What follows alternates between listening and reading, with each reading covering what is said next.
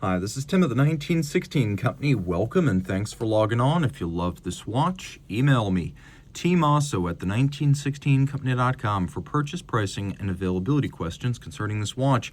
And this watch is a yellow gold 2023 model year, limited edition of 200 pieces from Cartier. This is the Tank Normale. In fact, it is the 7th entry in the revived Horlogerie Cartier Privé collection. So if you remember CPCP that ran from 1998 to 2008, well-regarded mechanical watches using heritage Cartier designs and high-end movements, that's exactly what we have right here. So technically this is the 7th of the revived Cartier Privé watches, and it's based on the original Louis Cartier 1917 tank design, which was itself inspired by a French Renault tank during the First World War.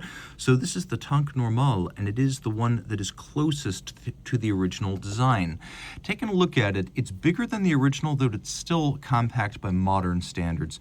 It's 25.8 millimeters across from lug to lug, 32.7 millimeters with a 19 millimeter spacing between the lugs, and slim at only 7 millimeters thick. Now this is a unisex watch. A man can wear this, a woman can wear this.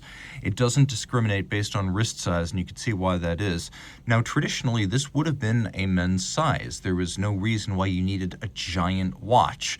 Good taste is a surrogate for size. For the right kind of collector, this watch has the right kind of profile, image, message, and values. And the values of this watch are of subtlety, ageless design, and quality in the details. It's not about braggadocio, it's not about bombast, it's definitely not about size. My wrist is 16 centimeters circumference, and you can see how well this wears. Taking a look at the strap, it's upscale. You can see large rectangular symmetrical scale alligator leather, the largest and the most symmetrical, a very expensive and rare cut of the animal.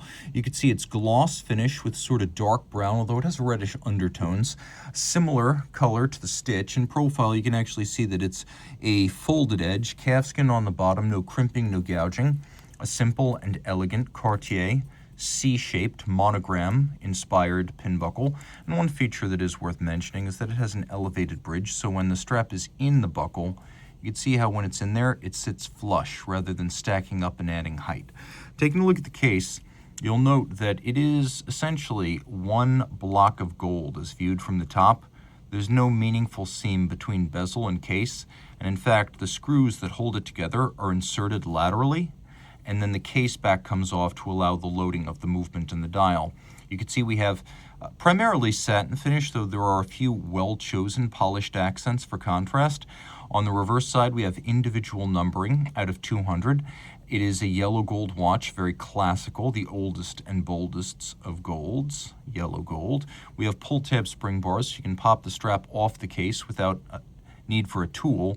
And if you look, you can actually see there are little recesses or hollows in the case band that allow the strip to be very close hewn to the case. The strap is so close hewn, in fact, that you can't really see any gap between case and strap, and that's the idea, create a very integrated all-of-a-piece look.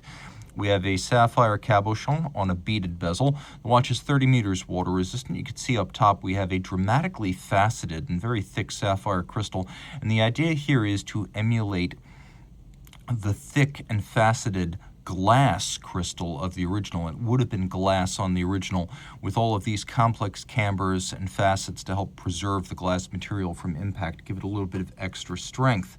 Also important to note here is that the watch features a mechanical movement, and it is an ultra-compact mechanical movement. Normally when you have a very thin and compact Cartier mechanical watch, it's going to be a Piaget 430p movement. This watch is so compact and so thin that they actually went outside of the Richemont group to Le Temps Manufacteur, which is a Fleurier-based company out in Val de Travers that makes a movement called the LTM 2000.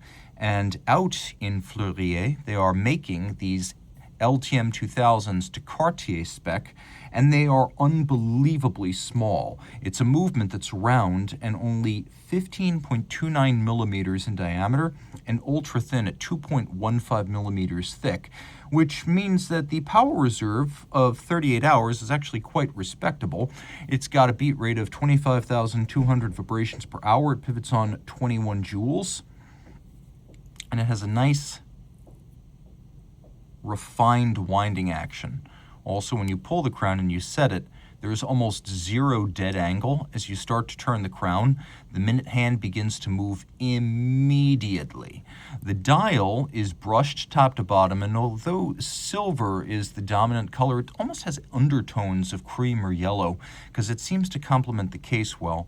If you look very carefully, you can see that the Cartier secret signature down at Roman numeral 7 has actually been changed. Instead of Cartier branding this one, because it is the earliest Tank Normale design, harks back to 1917 and the origin of the tank species. We have radially arrayed Roman numerals, and they are larger and heavier than on a standard tank. You can see we've also got the Roman numeral 4, the watchmaker's 4 as they call it, with a chemin de fer or railroad center for reading the hours and minutes, with broadsword blued hands for the hours and minutes. So lots to love. And if you love this watch, reach out to Team Mosso at the 1916company.com for purchase and pricing details.